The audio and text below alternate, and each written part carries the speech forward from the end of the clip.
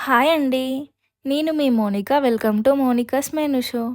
ఈ చల్లటి వెదర్‌లో వేడి వేడిగా సూప్ తాగాలనిపిస్తుంది కదా! స్టవ్ లేకుండా కేవలం మన అగారో కెటిల్‌తో restaurant style sweet corn soup ఎలా చేయాలో చూద్దాం. ఈ గ్యాడ్జెట్‌తో ఎంత క్విక్‌గా, ఈజీగా పనిచేస్తుందో చూపిస్తాను. ముందుగా ఈ అగారో కెటిల్‌లో 2 గ్లాసుల వరకే నీళ్లు పోసుకుంటున్నాను. ఇప్పుడు కెటిల్‌ని ఆన్ చేసి 1 టేబుల్ స్పూన్ సన్నగా తరిగిన వెల్లుల్లి, హాఫ్ కప్ చిన్నగా తరిగిన క్యారెట్ ముక్కల్ని వేసుకోండి. అందులోనే 1 కప్ స్వీట్ కార్న్ వేయండి.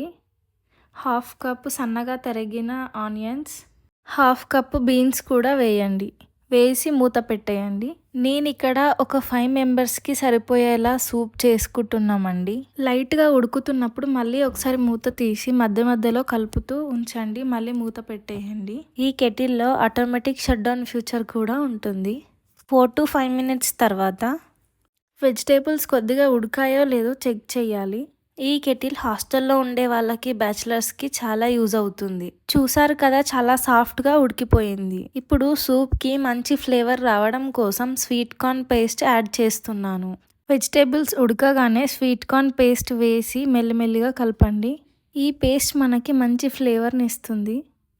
ఇప్పుడు మీ టేస్ట్కి సరిపడా పెప్పర్ ఇంకా సాల్ట్ వేసుకోండి. నేనైతే ఇక్కడ 1/2 teaspoon pepper, 1/2 teaspoon salt అయితే వేస్తున్నాను.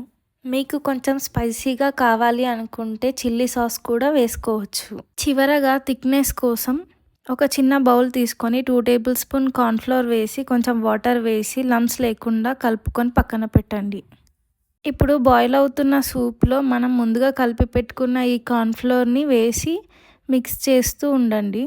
లంప్స్ రాకుండా ఉండాలంటే కన్స్టెంట్ స్టీరింగ్ చాలా ఇంపార్టెంట్. ఈ కార్న్ఫ్లోర్ స్లరీ వేయడం ఎందుకంటే సూప్ థిక్నెస్ కోసం. ఫైనల్గా స్ప్రింగ్ ఆనియన్స్ వేసి 1 నిమిషం పాటు బాయిల్ చేసి స్విచ్ ఆఫ్ చేస్తే పర్ఫెక్ట్ కన్సిస్టెన్సీతో మన సూప్ రెడీ అయిపోయింది.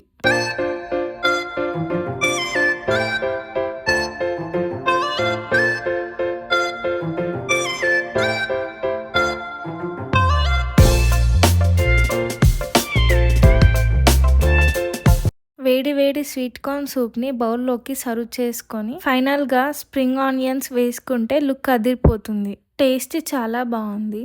కెటిల్లో ఇంత ఈజీగా చేసుకోవచ్చు. క్లీనింగ్ కూడా చాలా ఈజీ. సూప్ అంతా తీసేసాక కెటిల్లో కొద్దిగా వాటర్ పోసి ఒకసారి బాయిల్ చేసి వాటర్ని పారపోయండి. ఈ కెటిల్ని కొంచెం లిక్విడ్ సోప్ వేసి సాఫ్ట్ స్పంజ్తో మాత్రమే క్లీన్ చేయాలి.